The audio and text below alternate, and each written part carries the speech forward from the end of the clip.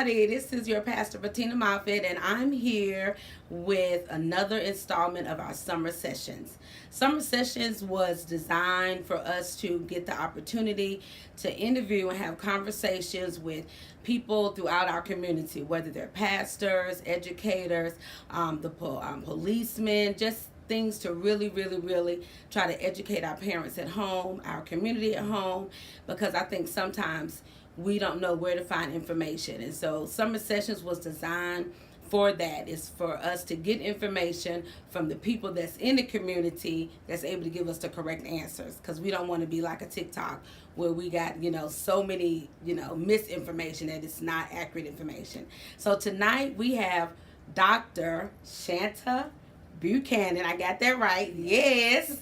And she is the principal at Archer Elementary School. And so she is here with us tonight. I'm so excited to have you here with us. Here.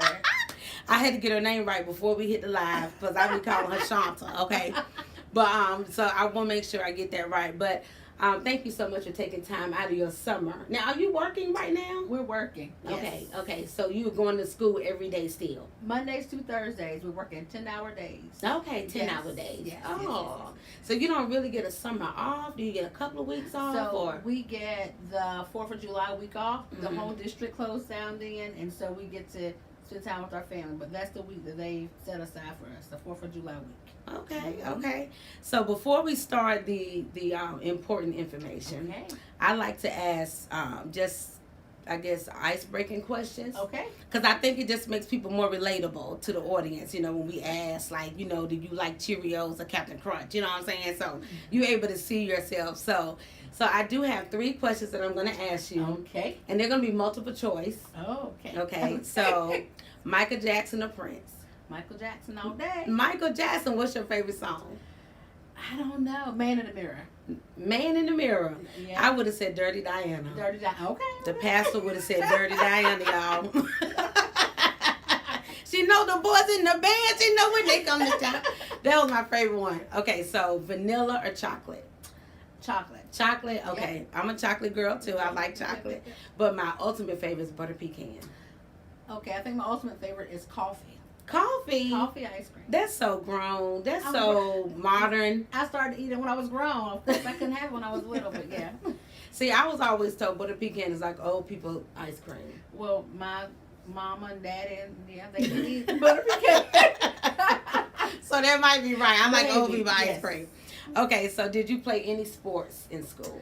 I was not a sport. I was a band girl. I was a marching band and all that, and chorus and stuff like that. Okay. So not athletic. So what you soprano, alto, tenor? I am soprano. Soprano, I can hear that. Yes, I can hear that. Yes.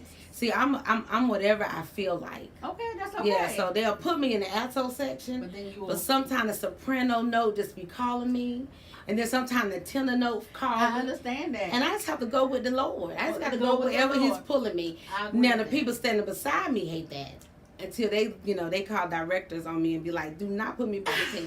Because she made me lose my note. You just need to be in the middle. I need to be in the middle. In the middle, yeah. But, my old church, they put me on the back row as like the hype girl. They was like, you always hype, so you'll be the hype girl. You ain't got to worry about singing the notes. I just be back there just giving the people all the business, like lip singing. Oh, that's good. Like lip singing. So I wanted to have you, when I first started thinking about summer sessions, I really honestly did not think about the school or teachers in the school. I didn't think about that. Okay. The thing that made me think about it was I have a parent that's here in the church. Okay. And she called me because she was so frustrated and just hurt because they're recommending that her daughter be held behind. Gotcha. And she was just so upset about it. And I can remember when Maxwell was in school. I remember he also was below grade level. Yes. And I remember having to fight to get him an IEP, just really be that hands-on parent, Yes. Although they was telling me he'll catch up. But I was noticing that he was not catching up. And so I really had to fight. I had to move schools and really, get him the time fight to get him the time he needed to catch up. Yes. And so when that parent was talking to me, I said, it would be great to have an educator Absolutely. You know, during the summer sessions. Absolutely. Just to kind of help the parents during the summer. Mm-hmm. Like, what should they be preparing their kids for? Yes. But before we get into that, I want you to tell us how you ended up in the school. Gotcha. Okay. So I am the person that I've always known that I wanted to teach. Okay. I played school. My sister, she probably doesn't like me because of it, but I played school. So when I graduated from high school, I got a North Carolina Teaching Fellow Scholarship. Okay. And I came to UNCG to get my degree in elementary education. And while I was getting it, I student taught at Archer Elementary. Okay. And I met some wonderful people. And so then I was hired at Archer Elementary. Okay. And from there, I worked as a teacher, went on to other schools. I was a curriculum facilitator. I was also assistant principal, leading back to Archer, where it all began as principal. Wow. Yes. So did you inspire to be a principal when you started? No, I loved teaching, but I love learning. Okay. So while I was teaching, I stayed in school the whole time. One thing after the other. I got my national board. I was like, okay, that's not enough. Then I got my master's in school administration. So that was a natural thing to do, not necessarily wanting to be a principal. Okay. And so I had it for quite a while, and then I worked in curriculum facilitator. Really didn't apply to be an AP. It kind of fell in my lap. The school that I was a curriculum facilitator at got a position, and my principal said, hey, do you have your stuff? I said, yeah, I got it a while ago. And so that's how I became assistant principal. And from there, you know, leading and, you know, working with teachers and stuff, I was like, okay, I think I can do this principal thing because I have a broader reach, whereas just in my classroom I didn't. So then I became a principal, but that wasn't my initial goal. Okay. I love teaching. Okay. Yeah. So what's the year span? We got how many years? So this is my 23rd year. 23rd year. 23rd year. Oh my goodness. Yeah. That's amazing. Then you ain't choke nobody out. You ain't No, call no charge. That's amazing. It takes Jesus and patience. I'm calm. You have to whisper a prayer. Whisper a prayer. Every day I got to whisper a prayer. Whisper a prayer. I want to ask you something. We hear the statistics on the news about what COVID did to our children. Yes. As far as their learning, you know, creating this huge learning gap. And then we also hear that it's not true. Yeah. So is it true? Are the kids, you know, severely behind because of COVID? Or is it a certain demographic that you see that's severely behind? Or how would you help us with that? So let's go ahead and talk about, there was a learning gap between certain students, black and brown students, and their Caucasian counterparts. There was always a gap. Anyway. There was always. a gap off gate. Okay. In Gifford County, we were making progress towards closing the gap prior to the pandemic. However, I think that gap maintained. Maybe it was due to lack of resources from families, which is why Gifford County worked so hard to give everybody equal access. They gave everybody a device. They opened learning hubs. They were taking their buses around because they realized everybody didn't have internet, and everyone didn't have a parent at home. So here's the thing: if you have a parent at home who's working from home, or they're 8 to 5 jobs, and they sent them home, versus someone who's still going to the nursing home or still at the fast food restaurants, somebody couldn't help their child like someone else could. Yeah. So of course there's some learning differences, some learning loss.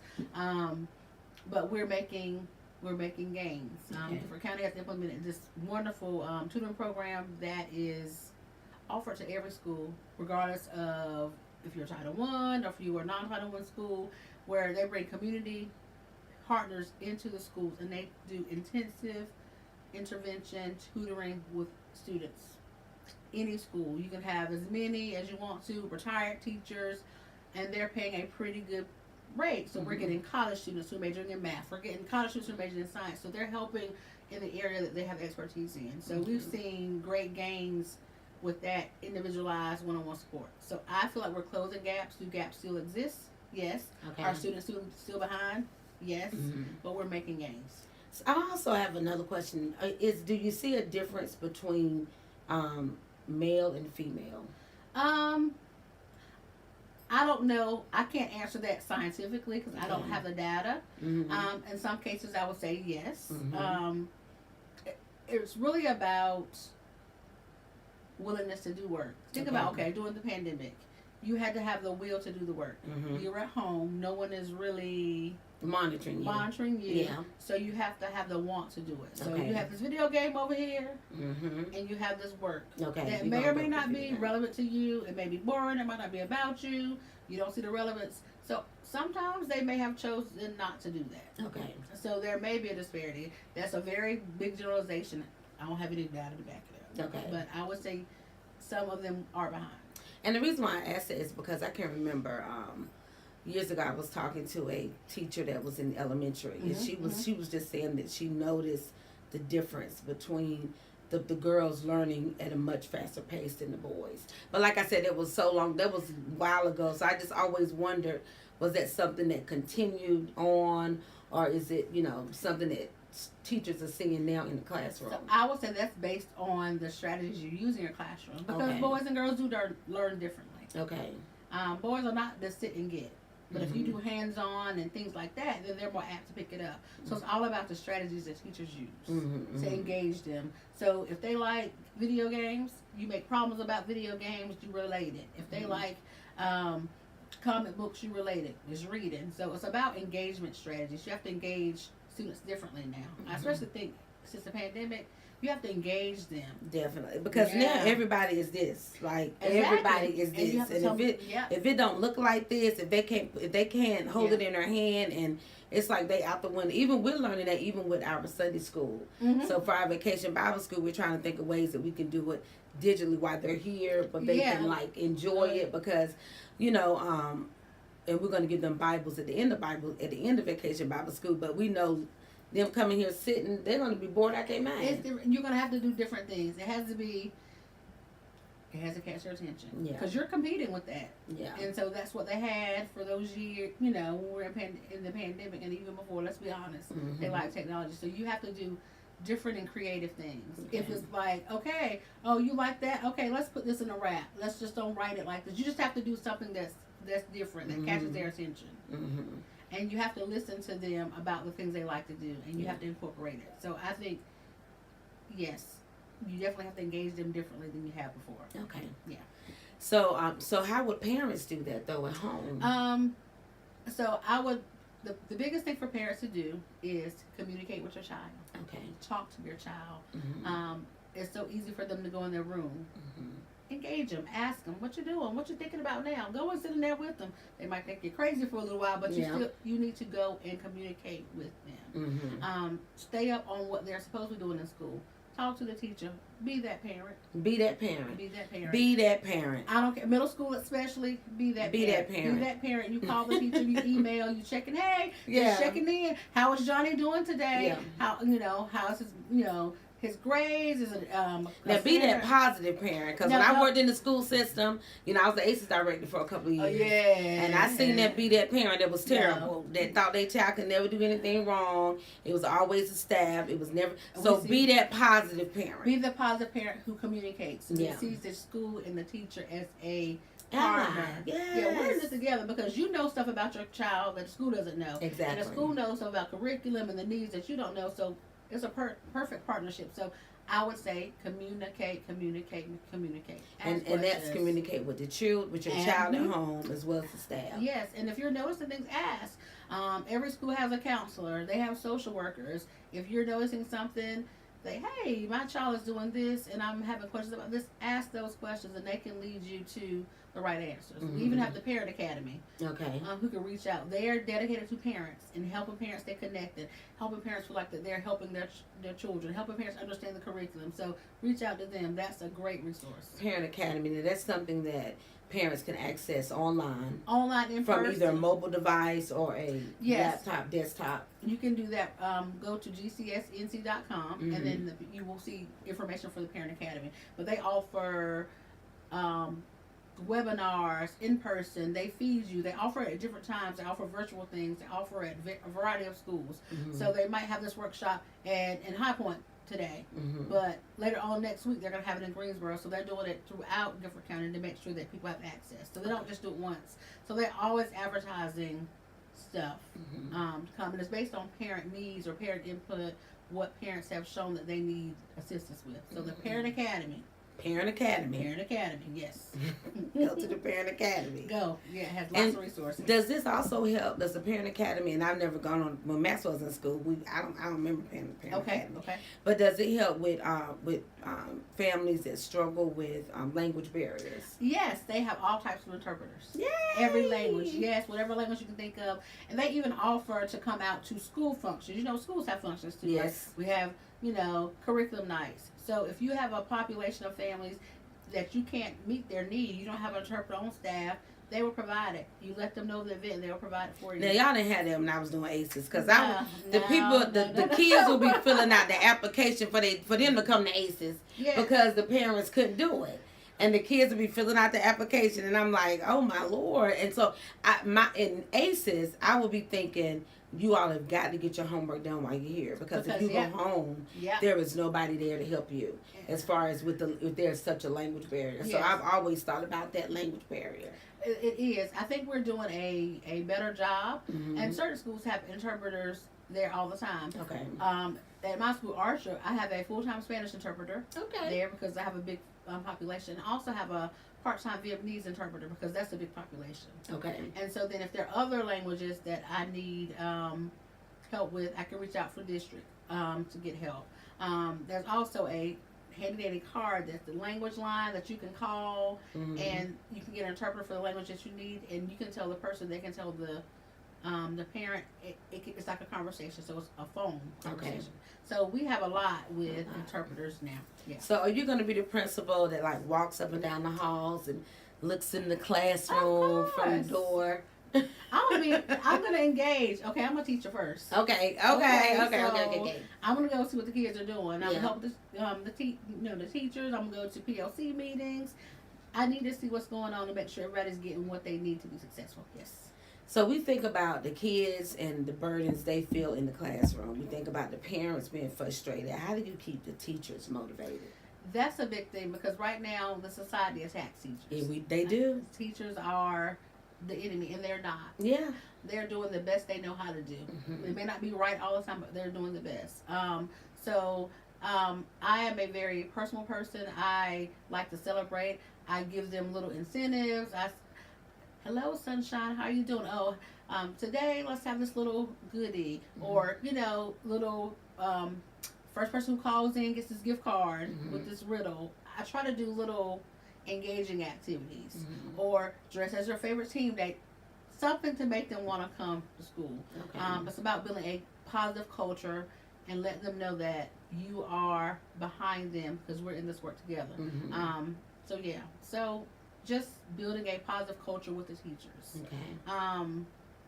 And standing up for them when they need to be stood up for. Yeah. And then having private conversations with them when I need to have private conversations with them. Okay. Not embarrassment, but okay, how could we have handled that differently? So it's about growing them, supporting them, and helping them work through some of the challenging conversations they have with parents. What are some, because the parents now are younger. Yes, they are. And so a lot of parents now, they think about when they were going to school, and so they may have this bad taste in their mouths about teachers, because our parents thought different about teachers. They did. Than our generation. Absolutely. And then the generation after us is going to think totally different about teachers.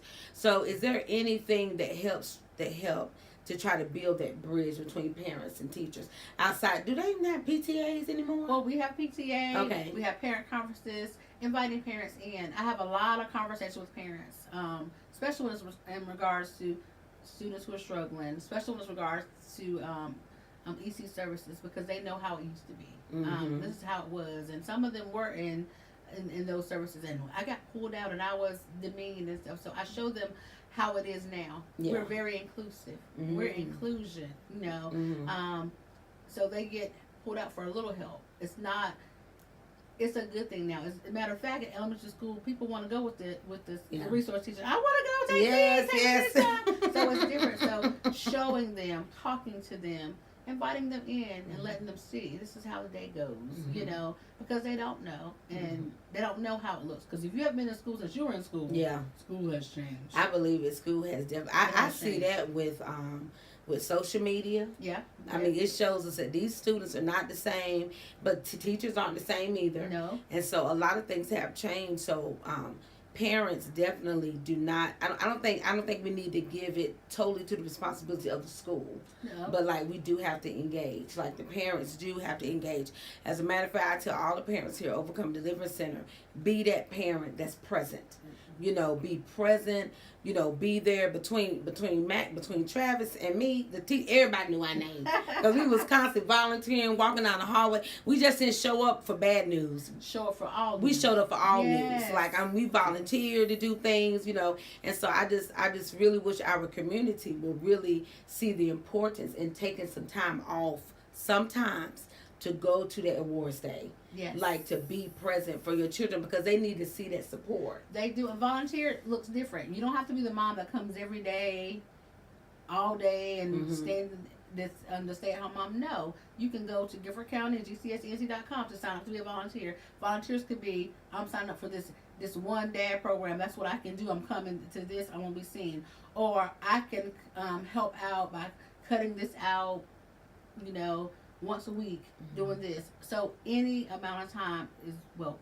Yeah. It doesn't have to be like what you think it is. You don't have to come every day. Yeah. You don't have to come to everything. And so you can do things like that. You can send a note to teacher, hey, I'm going to have time at night. I'm more than happy to help you do whatever. Oh, they will love you for it. Just showing your child that you are interested in what they're doing. Okay. And teachers too. Yeah. So you're in elementary, right? I'm in elementary. Okay, so a parent that's at home now during the summer with a kindergarten and a first grader, what should they be focusing on? They should be focusing on read to them, talk to them, ask them questions about what they're reading. Don't just sit them in front of television. Ask them math questions. Everything is a math lesson. You can be cooking or anything. Okay, pass me 3 cans of blah blah blah. Oh, that is true. Everything is math. Like, give me 3 potatoes, or that's so true. I didn't even think about that. You can. I mean, all those things as you're riding. I want to pass you 3 potatoes. You're gonna pass me 3 potatoes. I want to pass That'll you be 3. good. Yes. So just can I get 3 scoops of ice cream? Yes, just those type of conversations. Have them read to you. You read to them. Engage. You can engage in some of those online educational games. Okay. You know, things like that. Like what website should they be going to? We have access to Zern. If you're in summer school, I think you still might have access. What is it? Zern is a math program in elementary schools that all elementary students have access to because it's aligned to our math curriculum. Okay. But there are lots of things. Like if you're in 3rd grade, or math facts. Math facts. Okay.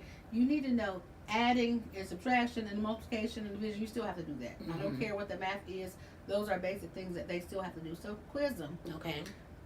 Do a rap. 1 + 1 is, you know, come up with something just to engage them. You can do that while you're getting ready. So it doesn't have to be as detailed. Don't pull out the workbook. Yeah. And See, that's how it was. I mean, you can. I had a ruler, and Maxwell, he still talks about that ruler. That's how he learned his timetables. Okay. And I was different. We were singing and rapping.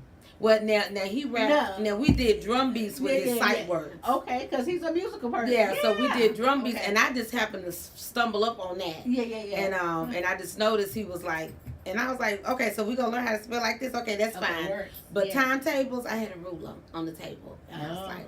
And he still talk about Mama. You used to pop me on top of my head. Tell him it worked. Max, it worked. I'm sorry, Max. he turned out wonderful. He's a wonderful young man. He was like, Mom, I still remember that. So even when he was going down, you know, and down there in school, he was like, I know what multiplication is, because he was like, my mama beat me till I learned it. So if we were in 3rd and 4th and 5th grade, what should they be focusing on for the third, summer? 4th, and 3rd, especially reading. Comprehension questions, because all 3rd graders are going to take the BOG, beginning of grade test. And so what that does is test their knowledge. Wait a minute, ain't the EOG no more? We have a BOG in 3rd grade, beginning of grade, for reading. It tests their... So the EOG is 4th grade. EOG is 3rd too. Oh, okay. I'm way out It's of it. end of grade test. So 3rd, 4th, and 5th, yes, they have it. But the BOG is especially for 3rd grade. So what they do is they take it, it's a reading, beginning of grade reading test, to see what literacy skills they have retained from kindergarten to 2nd. Okay. Because prior to that, they haven't taken their standardized tests. So they get that BOG score. They take it within the first 10 days of school, and that's a baseline that helps the teachers know what they need to teach. And then they teach based on what the child needs. And then at the end of the third grade, they get an EOG. Okay. So you're looking for growth. Do they grow from that BOG to that EOG in third grade ELA? Okay. So that's third grade is a gateway year. It's a special year. Wanted to make sure it's their first testing year. It's a big deal. I used to say it's moving from learning to read. You know, kindergarten you're learning, first grade you're learning, second grade you've learned, but you're still filling in some gaps. Third grade you are reading to learn. So you're changing your focus. Oh. So they're seeing if you can read this and comprehend it. Mm-hmm. Okay. Okay. I might need to practice that for the summer. Well, I think we all do. Yeah, we still need to practice that skill because as the text gets harder. Oh yeah. Yeah, the questions. Yeah. So what about fourth and fifth grade? Which they Fourth grade definitely continue to read because the bar raises each year. Mm-hmm. It doesn't stay the same. Like Okay. so, third grade, this is where you are. This is what you're expected to go. Okay. Mm-hmm. Well, fourth grade, they expect you to be here. Know this. By fifth grade, they expect you. So it's steady building. So you can't just stop with I've reached this third grade bar. Oh, I made it. I passed the EOG. Mm-hmm. Well, guess what? You got to get another year's worth of growth. Yeah. And so it's constantly growing. So reading more difficult books. So if Dog Man is too easy for you, you need to step it up to read more difficult books. Okay. Yes, and as a parent, you can ask questions of a child and have not read a book. And you can tell if a child has read that book. You can tell. Yeah, I remember that in ACES. You can tell, you didn't read that book. What's the character's name? The boy in the black shirt. That's not the character's name. Like, so you... Trying to remember what the picture they saw like. No, it don't work that way. So reading. And, you know, our public libraries have these reading incentive and reading programs. And anybody, if you have your student ID number, anybody, you don't even need a library card. The students can go with their student ID number and they can check out books from the public library. I did not know that. You don't have a library card. They say, are you in a different kind of public schools? You say yes. Well, what is your lunch number? So your ID number is your lunch number. Oh, okay. You give that to them, they can check out books. Okay. So, yeah. I didn't know that. What about fifth grade? They getting ready to go to middle school. So what should they be working on this summer? From after that, they should be working on transitioning, thinking about organization. Because most times you start changing classes. Yeah. Work on locker combinations, things like that. You're going to have to unlock a locker. Yeah. All those things. Organize, dealing with variety of teachers. Because every teacher is not, they have different personalities, different requirements. I was about to say, I could see that. And so just having those conversations, you know, how are you going to organize your stuff? Okay, you're going to all these classes. Let's talk about what this, you know, helping with organization. Talking them through that. Because organization is not natural for a fifth grade student. No, it's not. It's not natural for me. So I will work on that and continue those things. Okay, you're on this period. Talk through those things. What are you going to put in the locker here? What do you think you need out of the locker here? Okay, how much time is in between when you're going here to here? Like, have those conversations because that's going to be big for fifth graders. Okay. Those transitions to middle school. You're going to meet students from all different elementary schools. Oh. They're going to be different. Yeah, that's true. So, what are your values? What does your mom and dad tell you that you're supposed to do, behave? So, what happens when a child does this to a teacher? What are you going to do? So, I think it's time to have those kind of conversations. Yeah.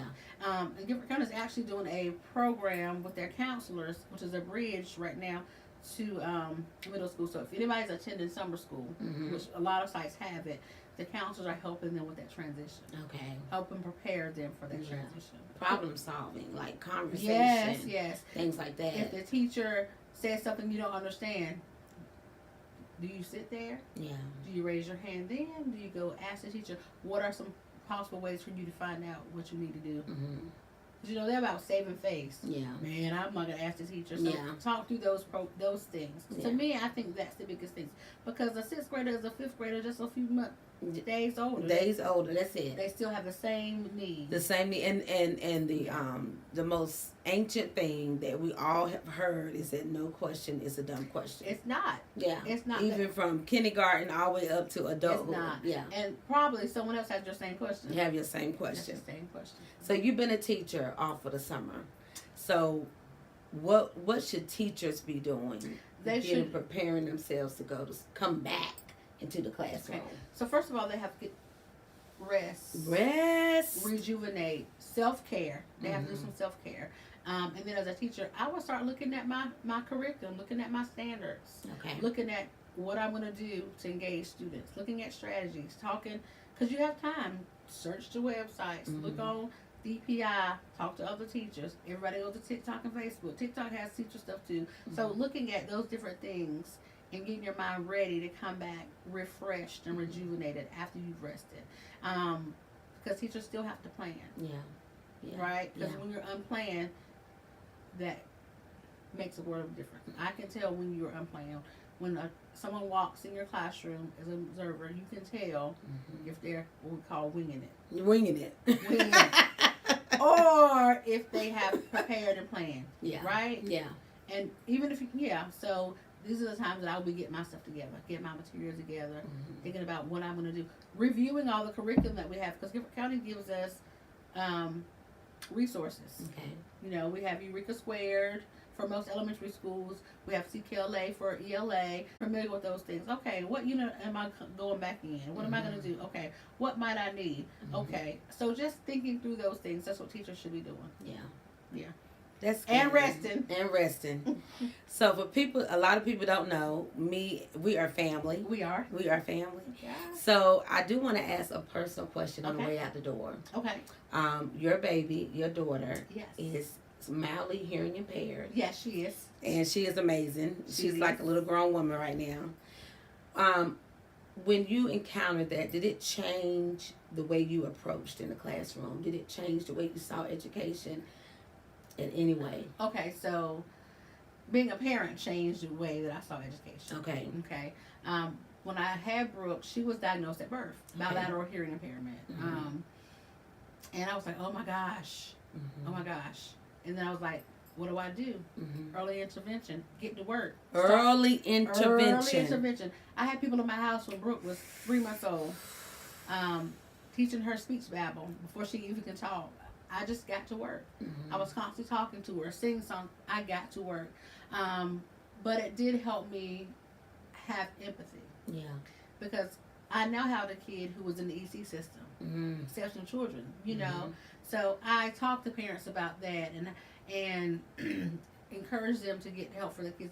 But it hits differently when it's your child. That's so true. I mean, It like really it's does. like it's personal. Yeah. And so now I'm able to give a personal story. So when I'm having that conversation with that parent who's heartbroken about their child having a need, I can say, hey, that was me. Yeah. I was heartbroken. Yes, I have cried in IEPs with parents. Yes. I mean, because I'm a person. Yeah. They need to see. I feel what you're feeling right now. So it helped me have a lot of empathy and compassion and understanding. Sometimes when you don't have kids, you think they should be doing this, they should be doing that, but you don't know the reality of a parent having to work, put food on the table, trying to do all these things, do schoolwork, and meet the needs of their child. Yeah. So it gave me a different lens. And then having a child with hearing impairment and a need, it gave me a different lens. Yes. Because I had to do even more. Yes. And I communicated with the teachers. Yes. I was my child's advocate. I said, hey, this is Brooke. She's bilateral hearing impaired. She hears better on her left ear. Her coping mechanism is this. She will turn her left ear to you. She needs to have preferential seating. She needs to... So I became that parent. But you did your homework. Absolutely. Yeah, and I wanted to ask that question because I can remember being in the school system. I can remember teachers would tell parents that their children had a need. Yeah. And the parent would be in denial. Yes. And so when you say get to work, parents, you don't realize how important that is because you do have to become your children's advocate. And I say all the time, if you do not give them the tools they need to be successful, if you don't help foster and if you don't help encourage the tools that are there, then you are doing them a disservice. You absolutely. So you have to get past the hurt and Yes. the blame. Because as a parent, what do you, if something is wrong with your precious baby, what do you think? It's my fault. I Lord, did it. I didn't do something right in the womb. Like I went through all of that. I went through all of that because I too. had some mad cravings with Maxwell. I craved toilet paper and baby powder. Yeah. Now I wouldn't swallow the baby powder, but I would just lick it. So when he fell behind and it was saying he had a learning disability, I was like, Lord, the baby powder, Lord, I done messed my baby up. So you blame yourself. You blame yourself. Like, what did I do? Like hearing loss, I was like, oh my gosh, what did I do? What did I not eat? Did I not eat enough of this? Did I not do this? So you do blame yourself. Get past the hurt and the blame. Mm-hmm. You have to get past that. Mm-hmm. And so that takes lots of conversations with parents. Mm-hmm. I've had many conversations. There's nothing wrong with your baby. Mm-hmm. Your baby is exactly how your baby needs to be. We need to learn how your baby learns, Mm-hmm. and then we can teach them. Your baby can learn. Mm-hmm. There's nothing wrong with your baby. Your baby just learns differently. So I've had lots of conversations sharing with parents that, because we do blame ourselves. Yes, we do. Yeah. So Yeah. don't blame yourself. Don't blame yourself. Don't blame yourself. Yes. So I wanted this summer sessions not just to tell the parents what to do for the kids, but I wanted to encourage the parents too. Yes. And the teachers. Yes. And I think you did a great job, girl. Well, thank you. I feel encouraged. I ain't even in the classroom, but I feel encouraged. So I want you all just to continue. I want you to, first I want you to like. I want you to share this video, because other parents need to get this information. Other teachers, other children, they be on social media. They'll get it they too. do. And so they can learn too. So when this is over, if you know a parent that's struggling, if your sister them, your auntie them, your cousin them, you know they struggling this summer, and they're afraid of their kids going back to school, share this video with them. Tag them in this video so they can get some education, just to kind of calm their nerves a little bit. Maybe not all the way, but just a little bit. Yes. And I just want to say thank you again. Thank you for having me. I was honored. Yeah. I was surprised you invited me. So thank you for She having said me. yes so fast. I was like, yes, thank Okay, you. you family. Like, what am I going to say? No. So once again, thank y'all so much for joining.